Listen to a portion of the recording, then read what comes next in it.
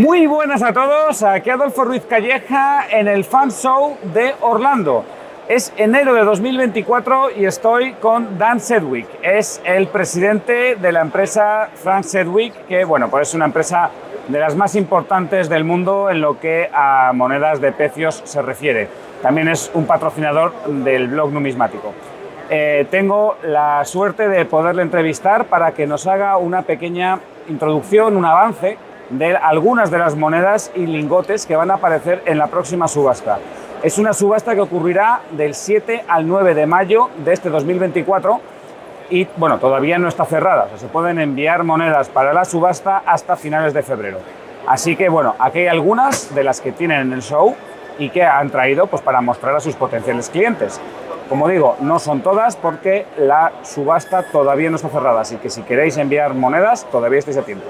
Vamos a echar un vistazo a las monedas que aparecen en la subasta.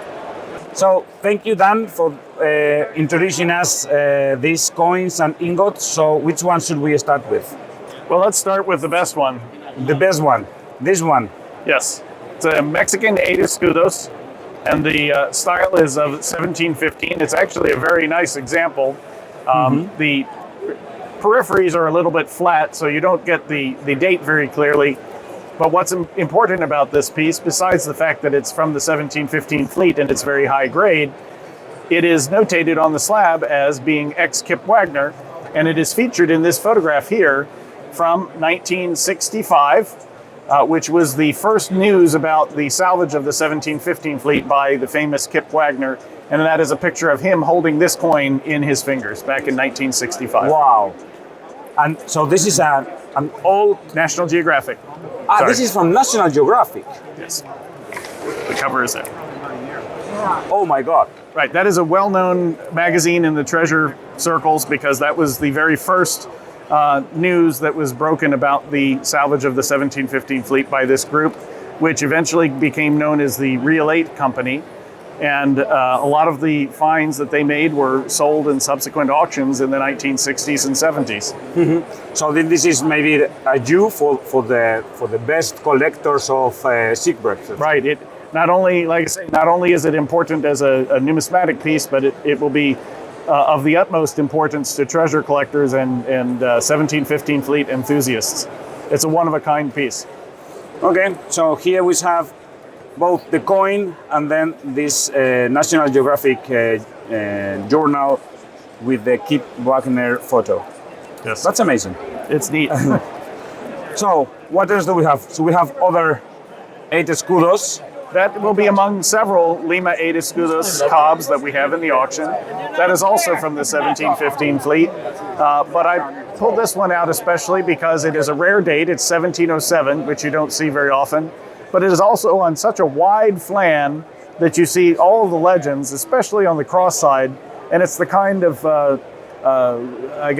strike that would be considered a royal or a semi-royal, a quasi-royal, in other words, a presentation piece. I don't think that we'll describe it as such. It's just really a nice piece, but it is that is the highest quality that you can get and is most desirable. It's not only that it's uncirculated coin, it is also the procedence of that it comes from the 1715 fleet, yes. And also that is so rounded. And so, wide, very wide flan. Yeah.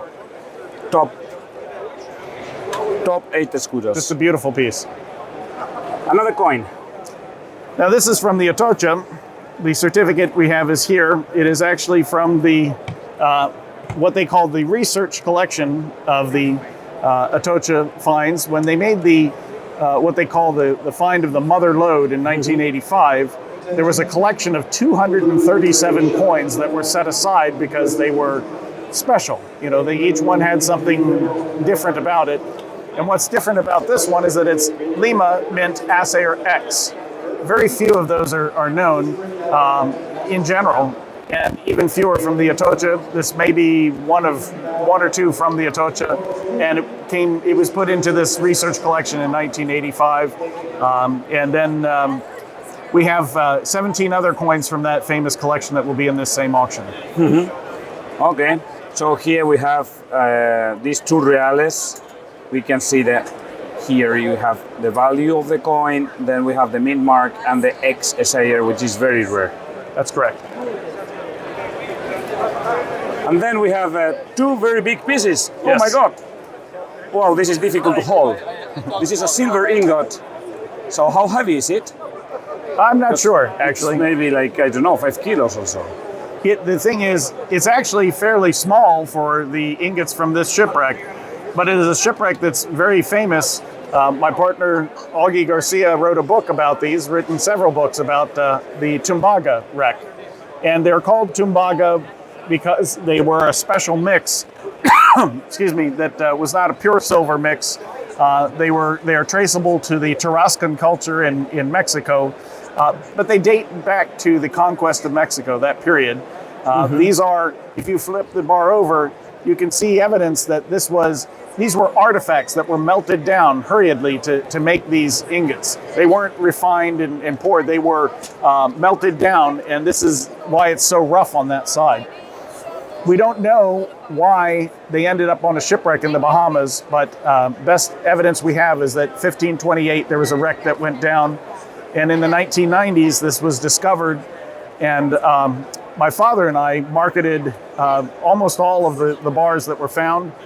This was one that I sold in the mid-1990s to a client, and now it's consigned to me for auction. So it's the second time that this ingot is in your hands. That's correct.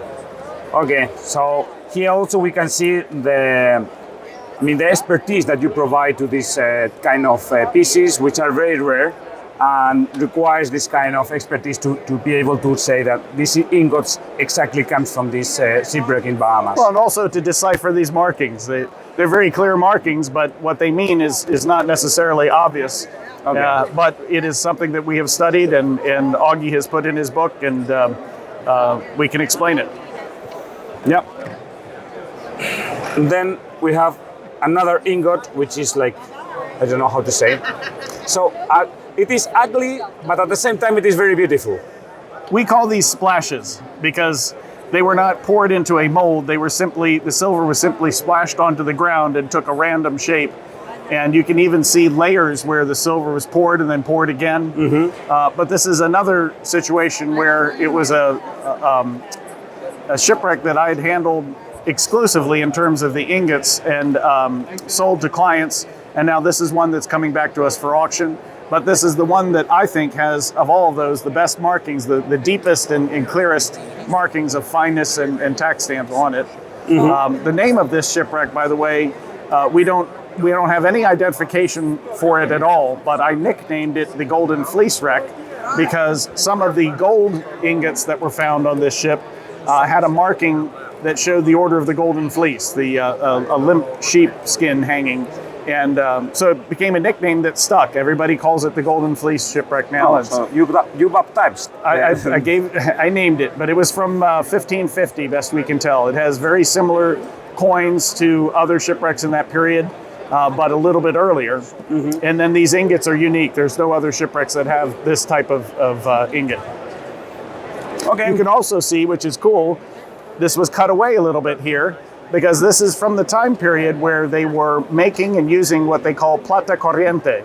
They were cutting up pieces of these ingots to make small coins to trade. Small pieces of silver that were used as coins. Right. Yep. So here you can see the cut. And then the last thing is that this is the book that you were mentioning before, Dan. This is the Saga Tumbaga. There is also a Spanish version called La Saga Tumbaga, and it is by Agustín García Barneche. And I made a review of this book in the blog Numismático, so you have much more information there. That will tell you what all the markings mean on that ingot. Okay. A very interesting book if you are interested in this type of ingots. So thank you very much, Dan. And really looking forward to see all your treasures for the auction between the 7th and 8th of May 2024. Yes, thank you very much. Bye.